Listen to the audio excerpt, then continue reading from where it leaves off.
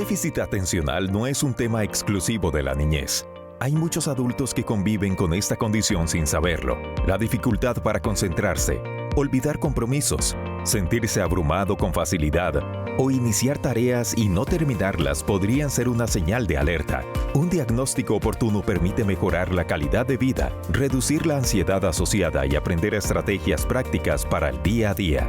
Descubra cómo hacerlo en la cita médica de Hoy en Los Doctores, con Pablo Campos.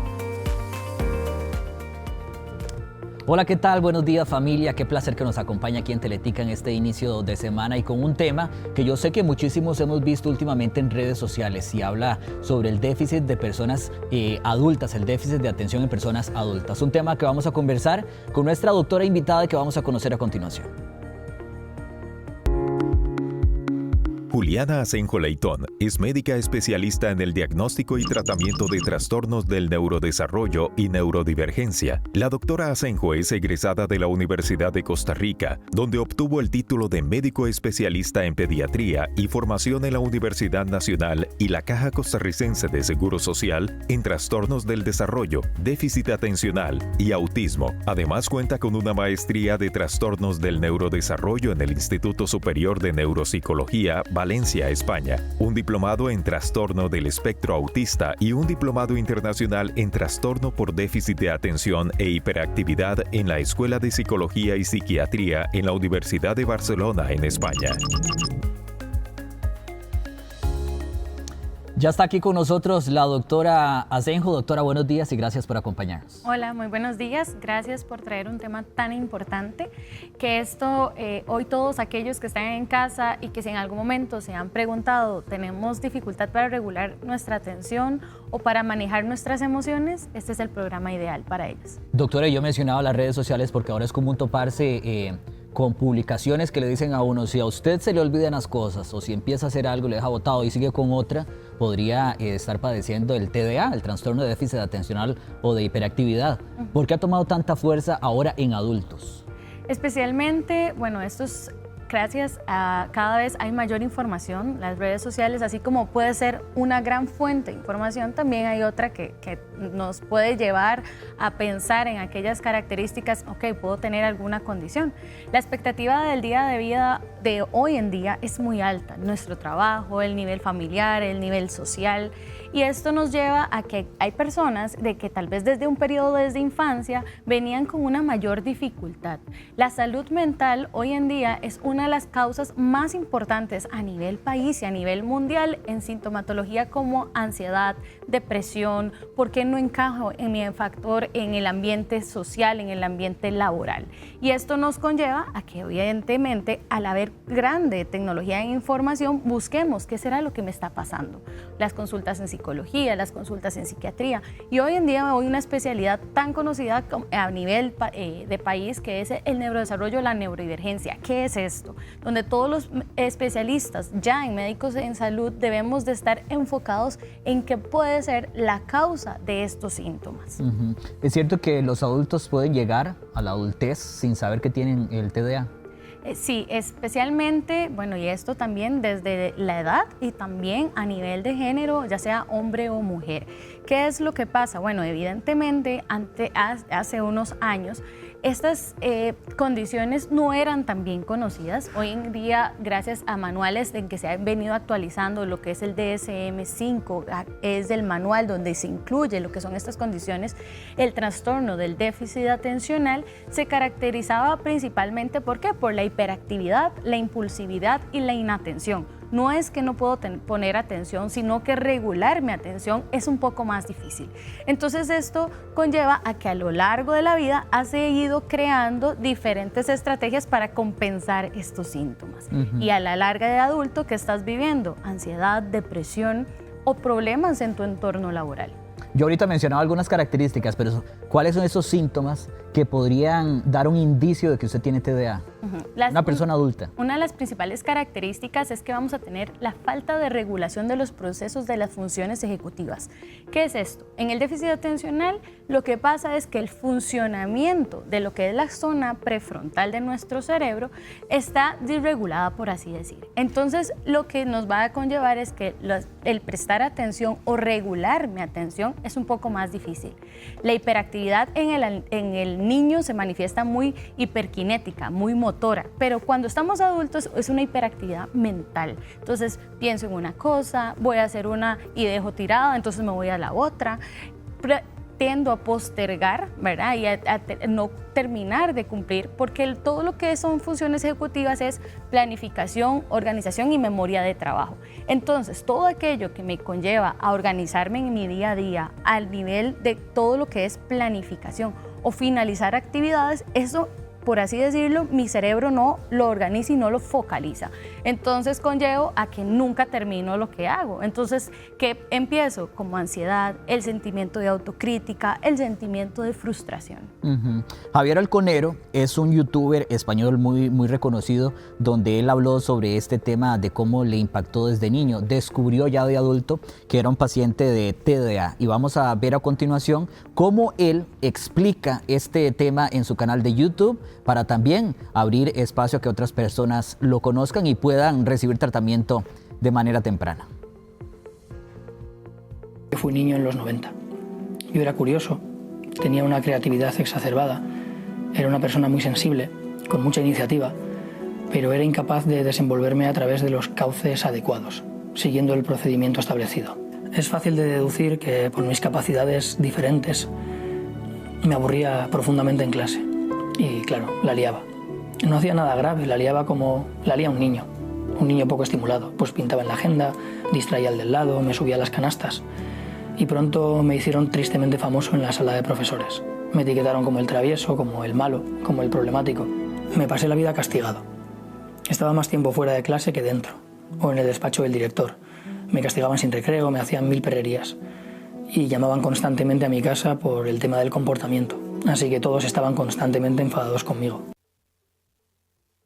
Doctora, qué triste, porque él quedó con heridas de infancia por un padecimiento que descubrió ya en la edad adulta. Sí, exacto. Y una de las características para poder pensar en un déficit atencional es esto que nos dice este comentario en este video.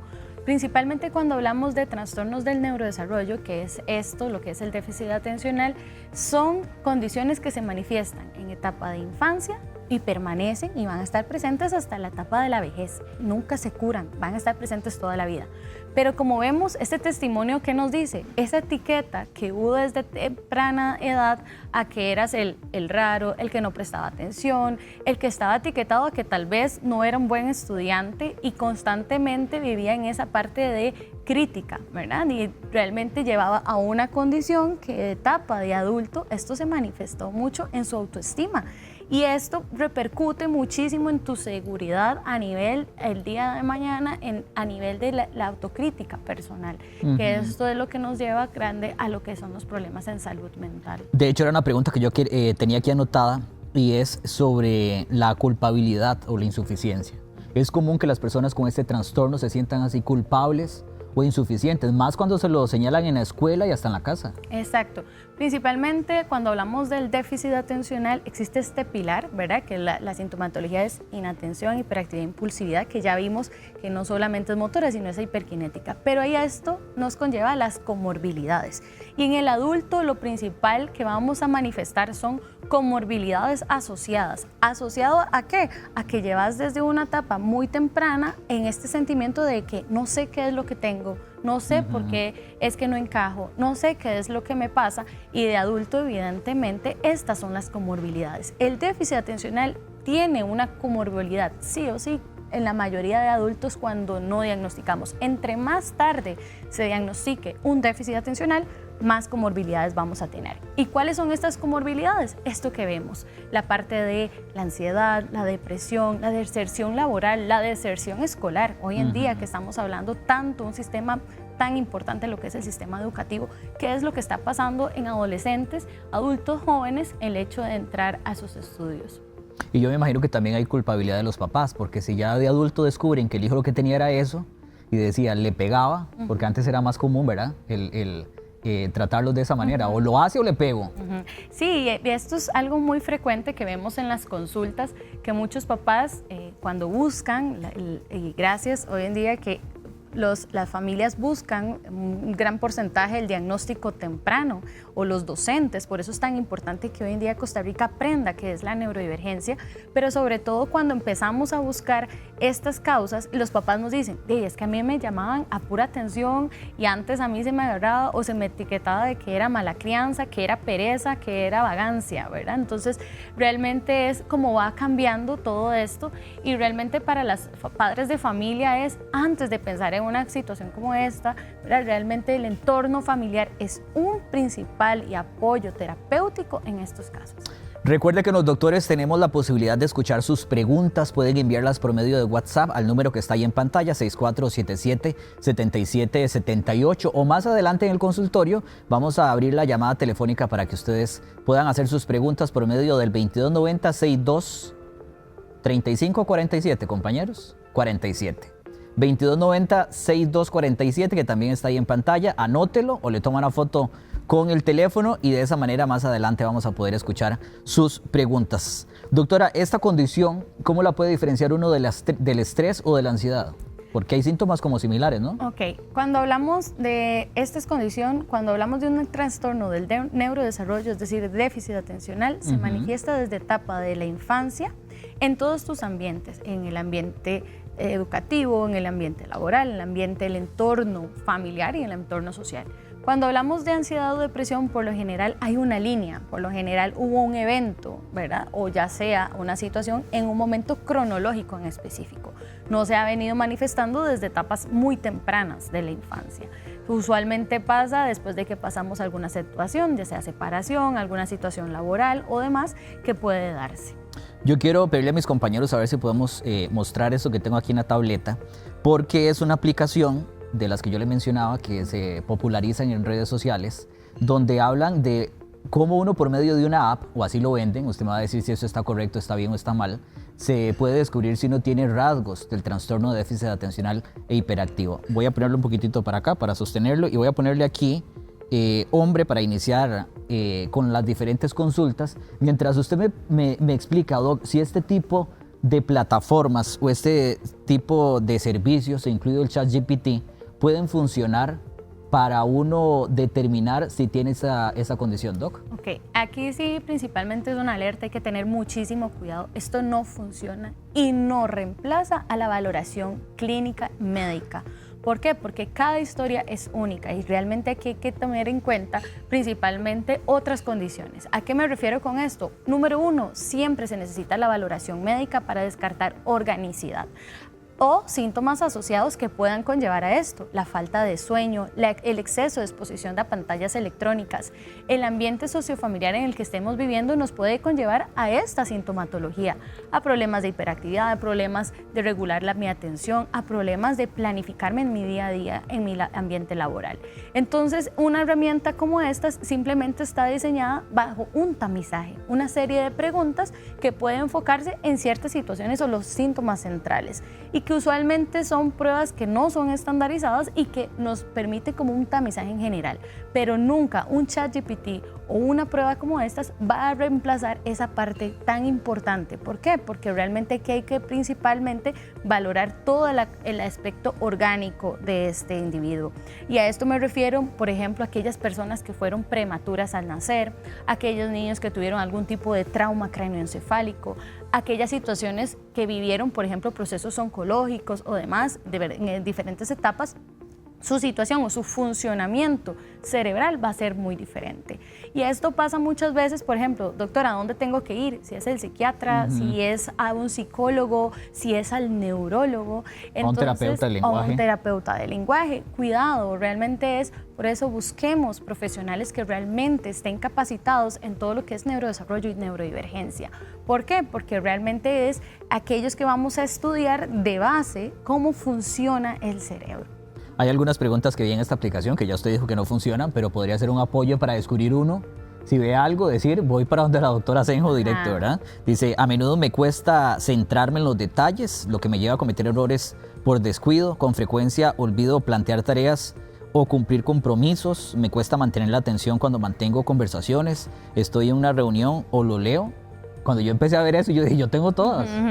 Ya uno como adulto, usted ahorita lo explicaba con niños, pero ya uno como adulto, ¿a dónde debería dirigirse de manera inmediata si tiene dudas o si quiere consultar por lo que le está pasando? Ok, principalmente, bueno, aquí lo que vemos es, todo lo que nos dices es los problemas y estas son tamizajes. Un tamizaje es un test de screening y que decís, ok, mira, sí, tengo 10 banderas rojas, no se esperen y realmente hay que consultar.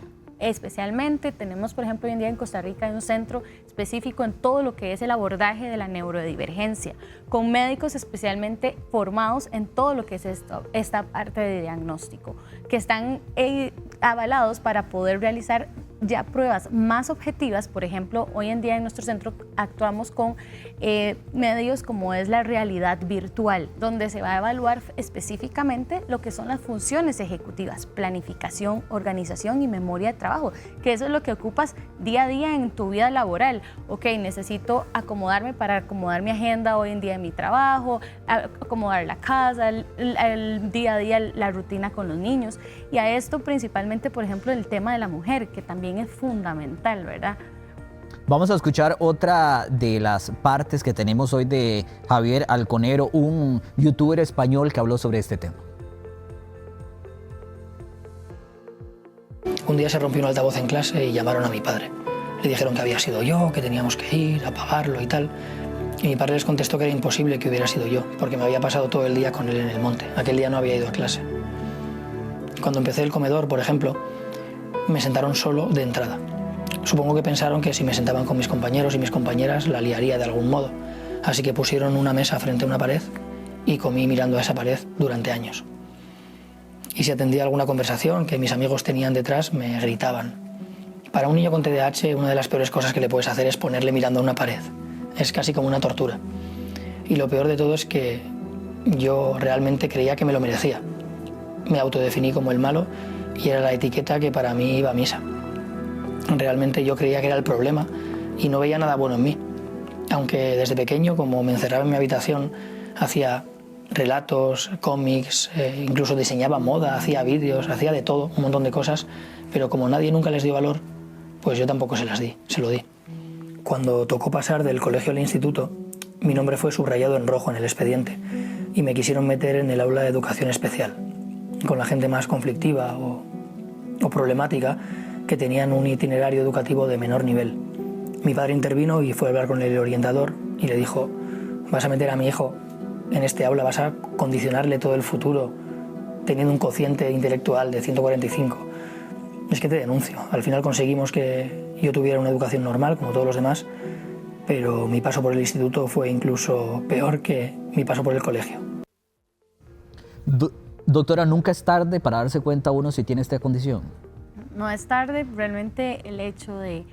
Yo siempre digo, no tenemos que ver las cosas como un blanco y negro, ¿verdad? Y es realmente el hecho que si tienes una duda y ya hiciste un tamizaje y dijiste, ok, sí, estoy entre los índices de alto riesgo, estas situaciones son importantes, este testimonio es fundamental. ¿Por qué? Porque entre más temprano, independientemente de la edad, cuando se encuentra un diagnóstico, muchas veces hay un gran espacio de validación a nivel personal y sobre todo de tranquilidad, saber que tienes el apoyo, saber que puedes tener una mejoría y que te orienten, ¿verdad? Y realmente cuando sabemos qué es lo que nos ha pasado desde etapas de infancia, desde mi etapa de adolescencia y de adulto, eso genera mucha tranquilidad.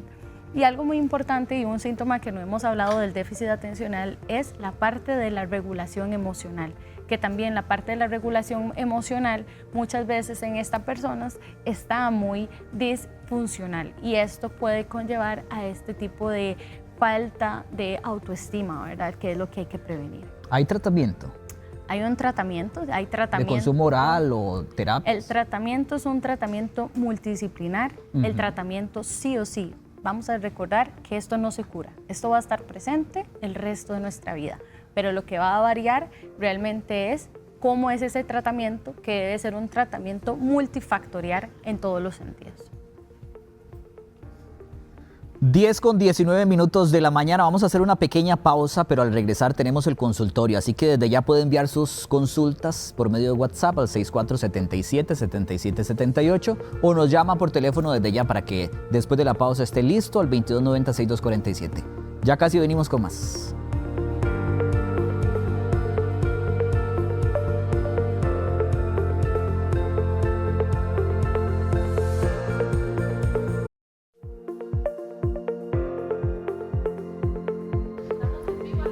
Con 21 minutos de la mañana, gracias por continuar aquí en Teletica y vea qué imágenes les vamos a mostrar, porque hoy, a diferencia de otros días, tenemos público, un grupo de 32 personas que nos visitan desde Guatemala, nuestros hermanos guatemaltecos que vienen de una academia de locución, Rigoberto López de Guatemala, y estamos viendo el detrás de cámaras, lo que ustedes no ven.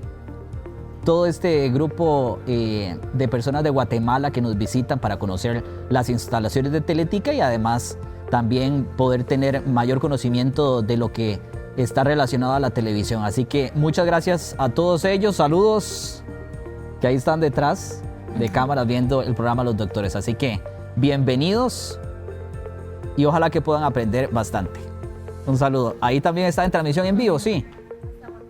En Guatemala. Bueno, saludos a todos en Guatemala también que nos están viendo ahí por una transmisión de las redes sociales de Rigoberto López, una academia de locución de Guatemala que hoy están de visita aquí en Teletica. Ahora sí, a las 10:23 de la mañana seguimos con más de El Consultorio, compañeros. Con el consultorio a continuación.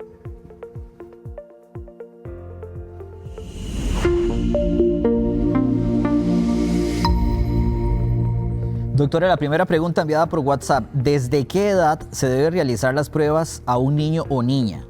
¿Cómo se llaman esas pruebas?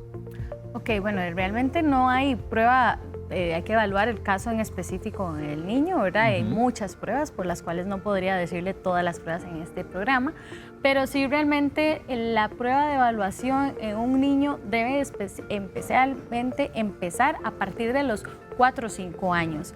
Las funciones ejecutivas hay que tener mucho cuidado hoy en día que se etiquetan los niños desde edades muy tempranas, por ejemplo 2, 3 años con un déficit atencional cuando madurativamente el cerebro todavía está en un proceso de madurez. Hay que evitar etiquetar desde tempranamente también a los niños y valorar todas las causas en específico. Pero sí, especialmente los procesos en valoración en desarrollo deberían empezar cuanto más temprano posible y cuando hay un déficit atencional se confirma el diagnóstico a partir de los 5 años. Recuerde que usted puede enviar sus preguntas por medio del WhatsApp 6477-7778. Otra de las preguntas dice, si uno de los padres tiene TDA, ¿el hijo también puede heredarlo? Exacto. ¿Sí se puede heredar? Sí, señor. Se puede heredar. El déficit atencional se caracteriza el déficit atencional, el hiperactivo, el impulsivo y el inatento, el combinado que asocia la mayoría de estas. Si un papá, si una mamá presenta el déficit atencional, este niño deben de decirle a su pediatra, a su médico de valoración que tienen este antecedente, porque sí es un trastorno, los trastornos del neurodesarrollo son altamente genéticos, es decir, se heredan, ¿verdad? Entonces, realmente sí puede heredarlo. A las 10:25 tenemos vía telefónica a doña Magali desde Cartago. Buenos días. Hola, buenos días. Buenos días. Buenos días. Estoy casi seguro quién es. ¿Verdad que sí? Sí, es. Doña Magali Montero. Todos los programas que ustedes hacen, es que de todo tengo que preguntarles porque son excelentes. Es un placer. Adelante. Igual. Doctora, yo tengo una nieta de una hija que la tuvo menor de edad y fue prematura de 6 meses y 17 días. Resulta que mi hija, la mayor, la que tiene 33, tiene un niño de 1 mes de diferencia. O sea, eran de 3 meses de diferencia, pero al nacer ella prematura, en octubre nació uno y en noviembre nació la prematura. Resulta que, como seres humanos, y sé que nos equivocamos, y por eso quiero contactarlo para que usted nos dé esa pequeña explicación también como abuelita yo, ¿verdad? Que ya soy un poquitito pasada de edad, etiquetamos a los niños. El de mi hija la mayor, que es de normal, y todo lo vemos normal. no hay problemas, digamos, tiene un poquitito al hablar, pues le cuesta, pero ya como un niño normal. Summer, la niña prematura, habla demasiado, corre demasiado, brinca, grita, hace travesuras terriblemente, pero terriblemente, la niña. Una de las travesuras es estar sacándose la defecación de su pañal y a veces hasta se la ha comido. La para en las paredes, o sea, cosas muy diferentes al otro niño, y uno dice, santo Dios, pero si Kian no hace eso, ¿por qué Summer sí? ¿Por qué Summer es diferente y por qué Summer aquí? Aquí somos mucho de investigar y por eso vemos a Pablito, él sabe que siempre estamos contactados con él en los programas.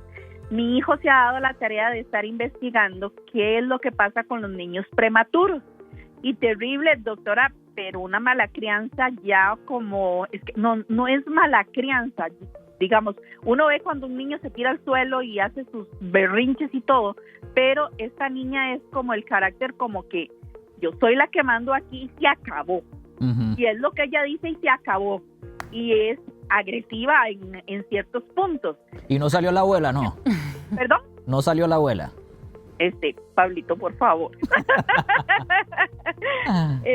Pablito, vieras que a mí me preocupa el asunto porque, ¿cómo le explico?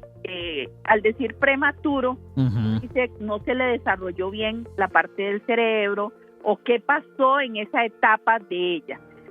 Ahorita estamos pasando por la etapa de los 2 años ya. Siento que voy a parar en loca. Yo creo que Pablo me va a tener que llevar al psiquiátrico, ahí al San Paul, ¿verdad? Porque a veces nos saca, hasta mi hija, ella tiene apenas 19 años, mi hija a veces hace lo que la doctora estaba haciendo. Ahorita ella está viendo el programa y está escuchando, porque va y me la encierra y me la etiqueta a encerrármela, porque pelea hasta con los otros niños que son casi de la misma edad, hay una de 3 años, el de 2 años y ella también de 2, entonces es un poco difícil. ¿Qué podemos hacer nosotros como familia para poderle ayudar a Summer a salir adelante y no etiquetarla, porque cuesta como ser humano no etiquetarla? Muchas gracias, doña Magali. Vamos a escuchar la respuesta de la doctora. Un abrazo. Igual. Bueno, muchas gracias, doña Magali. Bueno, en este caso vemos que se habla de un antecedente de una niña prematura, género femenino, y bueno, y aquí es importante, habla de 2 años. Sí, mi mayor recomendación es, tiene que consultar tempranamente ante los factores de riesgo. Cuando hablamos de déficit atencional, principalmente hay factores de riesgo asociados a que pueda conllevarlo. No estoy diciendo que esta niña pueda tener un déficit atencional porque está a una edad de 2 años, está muy pequeña, pero realmente, bueno, se necesita todo un contexto. Cuando hablamos de la prematuridad en específico, y esto lo hablo hasta en etapa de adultos, y aquí le haría yo la pregunta de cómo es la mamá de esta niña, ¿verdad? Es decir, realmente el proceso de planificación, regulación de sus emociones, vemos que cómo maneja la impulsividad, porque incluso cuando estamos en adultos, el control de la impulsividad no solamente va en la forma en cómo son mis relaciones sociales, sino también en la parte de cómo manejo mis impulsos, cómo controlo mis emociones. Entonces, realmente en este caso, para contestar a doña Magali, sí, en este caso, con esta niña en específico, requiere una valoración específica en neurodesarrollo para conllevar y hacer un análisis más específico de las condiciones que pueda estar asociando o que sí es parte de su inmadurez como tal. Hay otra pregunta bastante interesante aquí en WhatsApp que dice, ¿un niño diagnosticado con TDA en la escuela o colegio tiene que tener alguna adecuación o puede estar en un aula normal? Acá es importante, bueno, vamos a ver, y lo importante hoy en día se habla que existen las adecuaciones. Cada persona es independiente y única, ¿verdad? Y hay que valorar si tengo un déficit atencional, por ejemplo, asociado a alguna otra condición del neurodesarrollo, ya sea autismo, sea algún problema en la capacidad de aprendizaje, sea dislexia o demás, así van a ser los apoyos. Cuando hablamos del déficit atencional, que tiene un nivel, por ejemplo, y esto habla del nivel cognitivo, tienen capacidades y las cualidades excelentes, por así decir, del déficit atencional, esa capacidad en la creatividad, en el hiperfoco, en todas las funciones, estamos hablando de síntomas, pero no estamos hablando también de las funciones extras y positivas que también tenemos como dentro del déficit atencional. Entonces, cuando hablamos de adecuaciones, Las adecuaciones especialmente, ¿qué se necesita? Una adecuación no significativa, es decir, más tiempo, más comprensión, saber que son niños o personas más hiperkinéticas y tal vez no solamente estar enfocado en que tiene que sí terminar el trabajo a un cierto tiempo, sino darle espacios, por ejemplo, de esparcimiento, focalización, rutina y estructura. Y esto es lo que va a variar en cada uno en específico. 10:31 de la mañana, momento de conocer qué tienen preparado para hoy en Calle 7 Informativo. Bernie Jiménez con los detalles. Buenos días. Hola Pablo, muy buenos días. Así es, resulta que en menos de unos 20 minutos tenemos en Calle 7 Informativo información para que nos siga acompañando durante su mañana. Y es que en otros países de Europa resulta que a los niños ya se les empieza a pensar en la vejez desde edades tempranas, otorgándoles un subsidio en esta etapa para poder tener dinero para poder afrontar la vejez. Pero ¿qué pasará en nuestro país? ¿Será viable esta medida? Bueno, esa es la información que le vamos a presentar en Calle 7 Informativo. Además, si usted ha caminado por San José, ha notado que en un trayecto de 1 kilómetro ha podido incluso notar hasta 18 ópticas. Es un negocio evidentemente a la vista, pero ¿qué hay detrás de esta realidad? Lo vamos a conocer a las 11 de la mañana. Y finalmente, bueno, la restricción vehicular promete poner orden en el casco central de San José y nosotros salimos a la calle a ver qué tan efectiva y tan aplicable es esta medida con la realidad tanto de los vehículos como de los oficiales de tránsito. Es la información que les vamos a contar a las 11 de la mañana, así que continúe en este caso con los doctores y continuamos con don Pablo Campos, que tiene más información. Quítele el don, Bernie. Pablo, muchas gracias. 10:32. Doña Gabriela desde Mozotal está vía telefónica. Buenos días. Hola, muy buenos días. Adelante con su consulta, bienvenida. Gracias. Doctora, yo tengo un joven de 16 años, pero él, digamos, desde que empezó la guardería, que fue a los 3 añitos, siempre él se aislaba, no hacía caso, se alborotaba como el grupo. Entonces lo etiquetaron, ¿verdad?, en su momento como Asperger o autismo. Conforme pasó el trayecto a la escolaridad, fue donde vimos como más problemas con respecto a la inatención, terminaba los trabajos súper rápido, etcétera, ¿verdad? Desde los 9 añitos, cuando estaba en 3er grado, me lo diagnosticaron con déficit atencional hiperactivo y lo medicaron.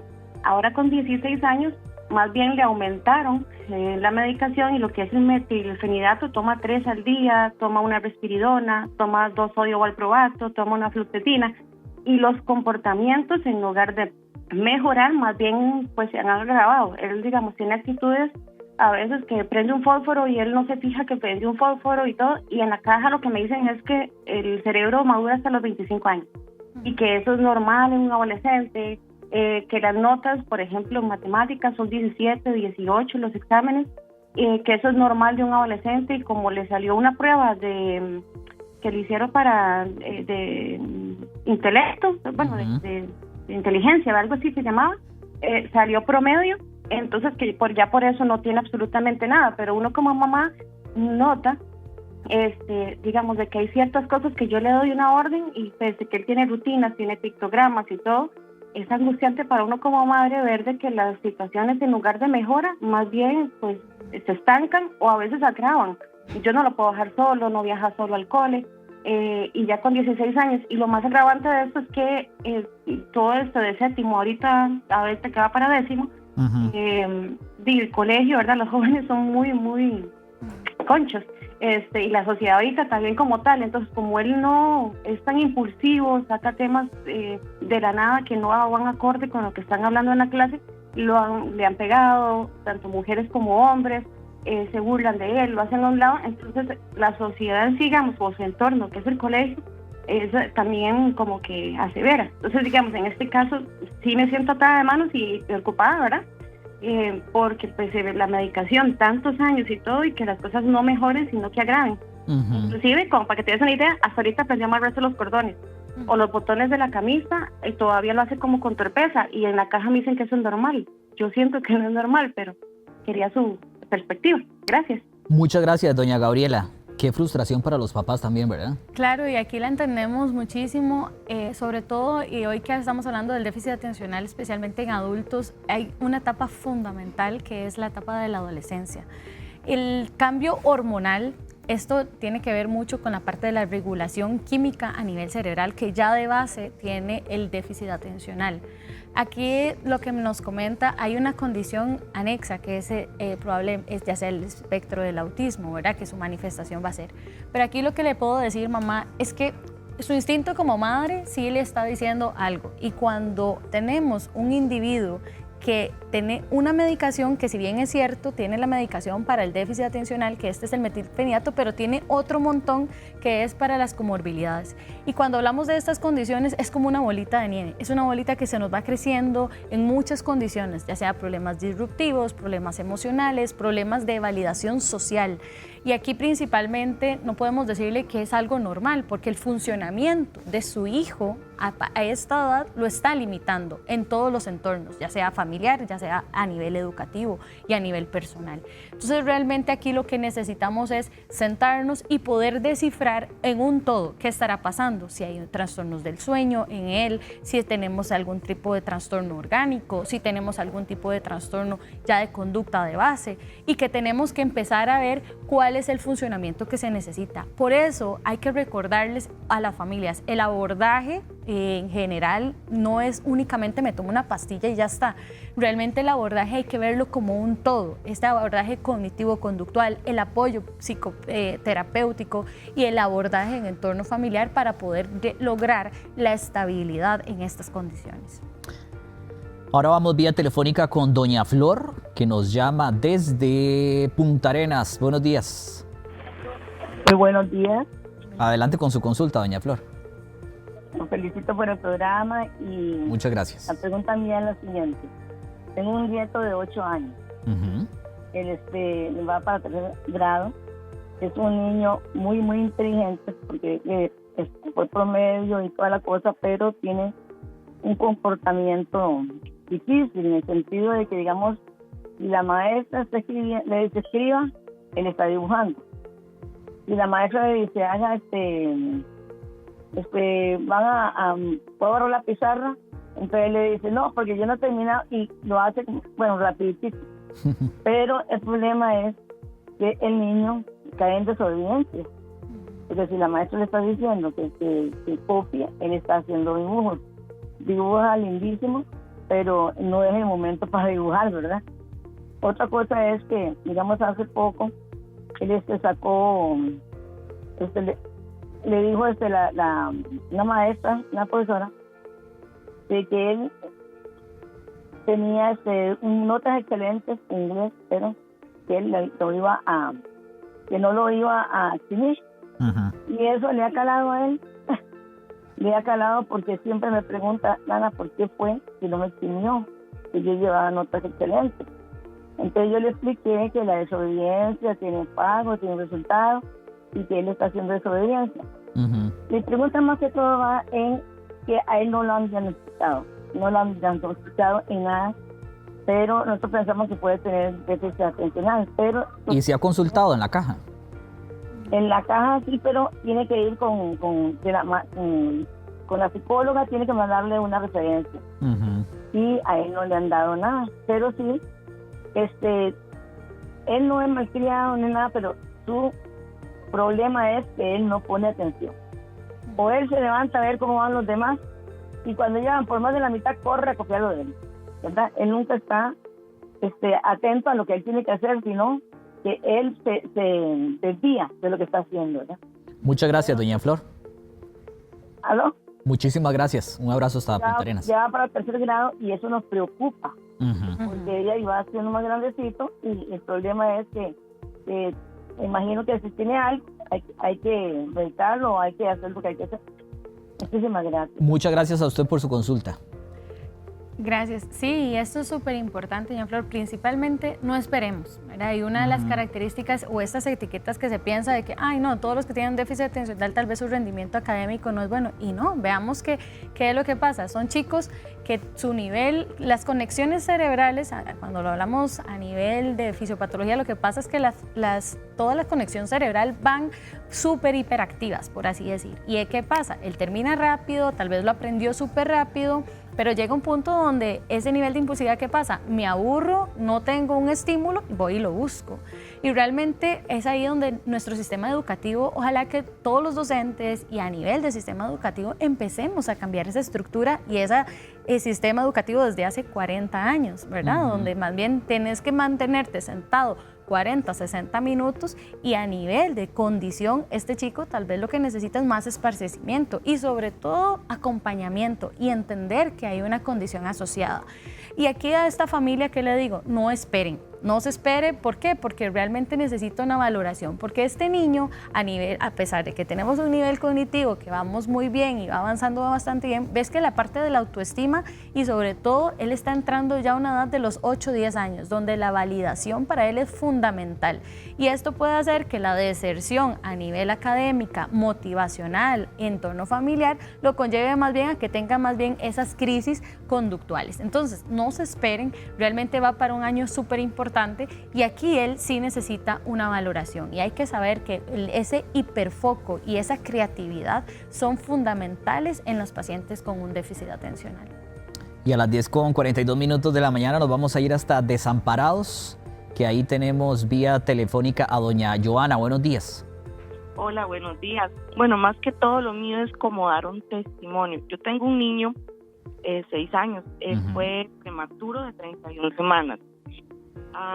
Cuando él nace, los doctores de neurodesarrollo empiezan a atacar en el asunto. Por el nacimiento de él va a tener estas condiciones, estas. Entonces yo dije, bueno, Dios sabrá cómo hará las cosas. Al tiempo yo notaba que él no hablaba, entonces yo dije, bueno, aquí es donde yo tengo que empezar. Empezamos como al 1 año y medio, 2 años, empecé con terapias de lenguaje, terapia física, terapia ocupacional, dio resultados al término que hoy por hoy él está ya va para 1er grado. Es un niño que las doctoras me dicen no entiendo porque él no es un niño que parece que tenga autismo. Él trabaja muy bien en aula, de hecho es un niño de apoyo de otro compañerito, va para 1er grado los dos juntos. Entonces yo siento que con el esfuerzo, el amor, la paciencia, porque son niños que necesitan mucha paciencia, entonces se logra. No voy a decir que tiene sus cosas, pero sí se logra. Yo siento que uno hay que inculcarle mucho que practiquen algún deporte, porque eso ayuda mucho a ellos. Entonces, para esas mamitas que pasan este proceso, sí se puede, o sea, se puede. Con amor, con esfuerzo y con disciplina. Son niños muy inteligentes que sí logran captar órdenes y es solo tenerle paciencia a ellos. Muchas gracias. Muchas gracias a usted, doña Joana, por contarnos su historia. Sí, muchas gracias y especialmente, bueno, ella toca un tema fundamental del abordaje terapéutico. El abordaje terapéutico es fundamental y yo siempre le digo a las familias, es el apoyo a nivel de todo tu círculo, ya sea tu círculo social, el círculo familiar, y todo lo que es cambios, estructura, las rutinas, y realmente es la rutina que a cada uno le funcione. A mí puede ser que me funcione un montón andar una agenda o tenerlo por un recordatorio por alarmas. Eso va a variar de cada individuo. Lo importante es ir conociendo y sobre todo, ya sea de etapa de infancia o de etapa de adulta, ir creando esas estrategias. Ella tocó un tema fundamental. Todo lo que hablamos hoy en día es ese estilo de vida. Deporte es fundamental en todo lo que es ese nivel de hiperactividad y ese nivel de conectividad a nivel neuronal. La parte de la alimentación es fundamental. El exceso de alimentos ultraprocesados, azucarados, cafeína, por lo tanto, son psicoestimulantes. Entonces, realmente hay que cuidar esa base de ese eje intestino-cerebro. Y es fundamental también la higiene de sueño. Cuidado con las pantallas electrónicas, ¿verdad? Que esto nos lleva a lo que estamos llamando como sobreestimulado y es un tema que últimamente estamos tocando mucho y es que está sobreestimulado, ¿verdad? Y esto me está conllevando a que hoy no estoy súper inatento, tuve parálisis de funciones, tenés que entregar un trabajo y más bien estás revisando el teléfono a cada rato y no lo terminas. Entonces realmente es ella tocó un tema fundamental. Y sí, es esa paciencia que debemos de tener desde nuestro círculo más cercano, que son nuestros padres desde etapa temprana, y así en etapa de adulta también nosotros saber esa parte de tener paciencia, ir abordándolo y saber de que hay un proceso que se puede ir creando. Doctora, vea qué buena esta experiencia que nos escribieron aquí, también la pregunta, porque dice, en mi caso tengo 46 años, siempre pensé que tenía algo diferente, debo hacer muchas cosas a la vez, tengo poca tolerancia al estar en un solo sitio, por lo que estar en un lugar mucho tiempo es muy difícil. Siempre tuve calificaciones de mejor promedio, pero mis notas de comportamiento eran regular y de igual forma me regañaban mucho porque no podía estar quieto. Así que el TDA puede darse en personas, que esa es la pregunta que hace. Si las personas con TDA o esta condición TDA se puede dar en personas con desempeño bueno, ya sea en calificaciones de las materias. Exacto, y yo creo que este es un ejemplo del niño que nos acaban de llamar, ¿verdad? En adulto, y si lo vemos principalmente, ¿y qué le digo? No tenga miedo. Realmente, así como su instinto lo está llevando a que hay algo, ¿por qué me cuesta tanto? Y esa parte emocional es lo que afecta a que ambiente laboral sos excelente, pero tal vez te cuesta un montón estar en un mismo sitio. Entonces es súper importante conocerse para su entorno laboral, para su nivel de confianza el día a día. Y realmente esto lo que nos lleva a decir es, sí, se puede manifestar. Y realmente una de las cualidades que puede presentar las personas con un déficit atencional es el nivel de hiperfoco. Y realmente es todo lo termino súper rápido, un nivel cognitivo muy rápido, ¿verdad? Porque a nivel química cerebral, ¿qué es lo que pasa? Sí, puedo ser muy bien en estas áreas, pero en estas otras áreas de la impulsividad o esa hiperactividad hiperkinética mental es lo que te lleva a terminar en estos. Y realmente es el apoyo y es súper importante el nivel del entorno laboral entender estas situaciones, ¿verdad? Realmente para poder a la hora de recursos humanos, a la hora de contratar un personal, realmente saber qué condiciones hay y qué va a ser el mejor entorno para esta persona. 10:47 de la mañana, vamos a ir a una pausa, pero al regresar les vamos a dar detalles de un estudio que se hizo en Gran Bretaña y está relacionado al uso de los GLP. ¿Ha escuchado mucho sobre esos medicamentos de, por ejemplo, los Ozempic? Bueno, un estudio está revelando que luego de dejar el consumo de estos medicamentos tiene consecuencias que debe conocer y que se las vamos a presentar al volver de la pausa. Ya casi venimos.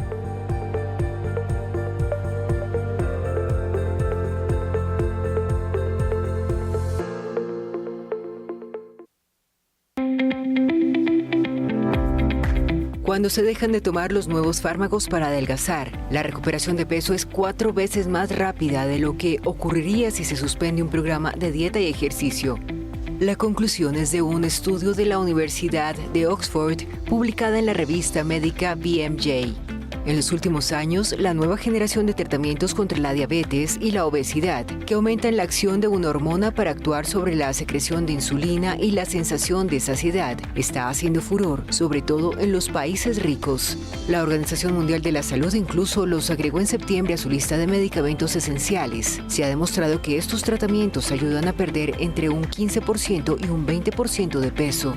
Pero datos recientes apuntan a que aproximadamente la mitad de las personas dejan estos medicamentos en el plazo de un año, algo que podría explicarse por los frecuentes efectos secundarios, como las náuseas, o por su precio, que en Estados Unidos puede superar los $1,000 mensuales. Tras analizar 37 estudios sobre la interrupción de distintos tratamientos para adelgazar, los investigadores de Oxford constataron que los participantes recuperaban aproximadamente 400 gramos al mes. 6 de los ensayos clínicos se centraron en la semaglutida, el principio activo del Ozempic, indicado para la diabetes tipo 2, y del fármaco contra la obesidad Wegovy, así como en la tirzepatida, utilizada en el Mounjaro. Durante la administración de estas dos moléculas, los participantes perdieron cerca de 15 kilogramos en promedio. Tras suspender el tratamiento, recuperaron 10 kilos en un año, y las proyecciones indican que volverán a su peso inicial en unos 18 meses. En cambio, quienes siguieron programas que incluían una dieta y actividad física, sin tomar fármacos, adelgazaron mucho menos, pero tardaron de media 4 años en recuperar el peso perdido. Los investigadores indicaron que aunque los medicamentos de tipo GLP-1 son una herramienta valiosa en el tratamiento de la obesidad, como se trata de una dolencia crónica, estos tratamientos tienen que mantenerse de por vida, como los fármacos contra la hipertensión.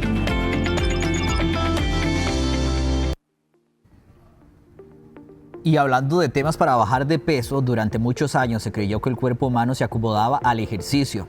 La idea era que si una persona se movía más, el organismo compensaba reduciendo el gasto de energía en otras funciones como el metabolismo o el sistema inmune. Bajo esa teoría, hacer ejercicio tendría un efecto limitado para bajar de peso. Sin embargo, nuevas evidencias científicas están cambiando esa forma de pensar. Un estudio reciente publicado en la revista The Lancet analizó a personas con niveles de actividad muy distintos, desde quienes pasaban gran parte del día sentados hasta atletas de resistencia extrema. Los investigadores midieron con precisión cuánta energía gastaba en total y a lo largo del día. Los resultados fueron muy claros. Entre más se mueve una persona, mayor es su gasto de energía total, incluso al considerar factores como la masa muscular y el tamaño corporal. El aumento del movimiento se tradujo en un mayor consumo de energía. Para entender mejor ese hallazgo es importante saber cómo el cuerpo utiliza la energía cada día. Aproximadamente entre un 60 y un 70% se destina al metabolismo basal, es decir, a funciones básicas como respirar, mantener la temperatura corporal y el funcionamiento del cerebro. Y entre un 5 y 10% se utiliza para digerir los alimentos. El resto, entre un 15 y un 25%, corresponde a la actividad física, desde caminar y hacer labores domésticas hasta entrenar o bailar. Estos datos refuerzan un mensaje clave: moverse más sí tiene un impacto real en el gasto de energía, así que a hacer ejercicio. Y en otro informe también se indicó que la ONG Plan Internacional revela un dato que llama la atención. 1 de cada 4 jóvenes en Latinoamérica entre los 17 y 21 años utiliza sistemas de inteligencia artificial como confidente emocional. Muchas personas recurren a estas herramientas porque siempre responden, no juzgan y ofrecen una sensación de compañía inmediata. Plataformas de conversación con inteligencia artificial pueden detectar señales de tristeza, ansiedad o desánimo en el lenguaje y responder con mensajes de apoyo. Aunque estas respuestas pueden generar alivio momentáneo, es importante recordar que la inteligencia artificial no siente emociones, solo las imita. Especialistas en salud mental advierten que el cerebro humano puede reaccionar ante una conversación digital de forma similar a una interacción real, activando sensaciones de cercanía y también bienestar. El riesgo aparece cuando esa sensación de comprensión se confunde con un vínculo auténtico, especialmente en momentos de soledad o vulnerabilidad emocional. Por otro lado, la Organización Mundial de la Salud señaló que la tecnología puede ser una herramienta de apoyo, pero nunca sustituye la atención profesional ni el acompañamiento humano en temas de salud mental. El mensaje es claro: la inteligencia artificial puede servir como apoyo informativo o complemento, pero no reemplaza la de un especialista.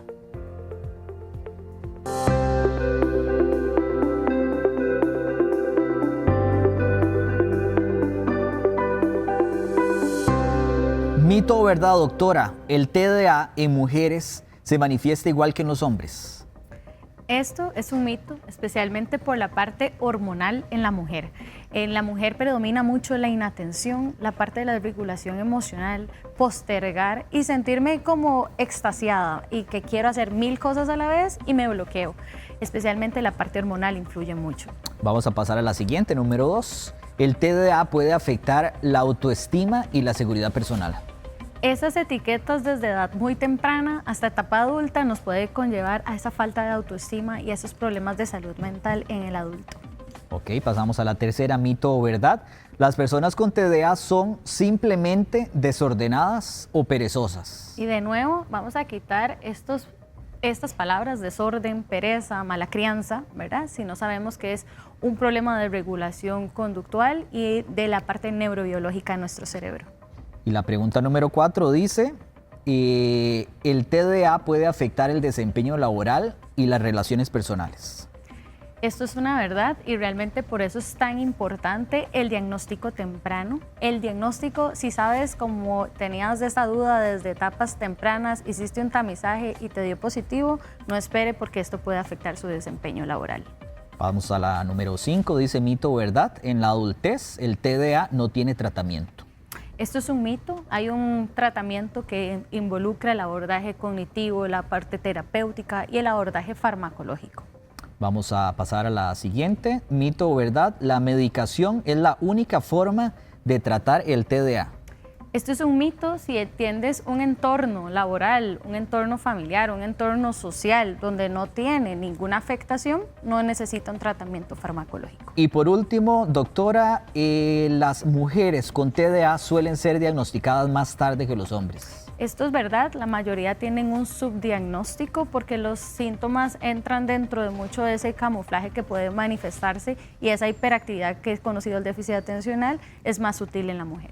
Y precisamente les vamos a dar un adelanto de lo que veremos este martes, porque las mujeres mayores de 35 años generalmente empiezan a perder la memoria y lo relacionan, por ejemplo, con olvidos cotidianos como recordar nombres, también citas, conversaciones recientes o que dejaron objetos y no recuerdan dónde los dejaron. Por eso los vamos a invitar, porque mañana en Los Doctores vamos a hablar sobre la pérdida de la memoria. Aunque muchos de estos casos son episodios leves o temporales, pueden también ser una señal de que algo no está funcionando bien en el organismo. Consultar a tiempo permite identificar la causa de la pérdida de la memoria y recibir orientación adecuada. Así que invitados desde ya para que dejen sus preguntas por medio del 6477-7778, porque mañana vamos a hablar sobre la pérdida de la memoria. Así que queremos recibir sus preguntas desde ya. Doctora Asenjo, muchas gracias por acompañarnos. Muchas gracias. Fue un placer hablar de este tema. Un tema que podríamos hablar muchísimas horas, pero bueno, es súper importante. Ahí abajo están los números, sí, de la doctora, donde pueden contactarla para los que tengan más preguntas sobre este tema. Muchas gracias. Linda semana. Gracias. Los dejamos con Calle 7. Hasta luego.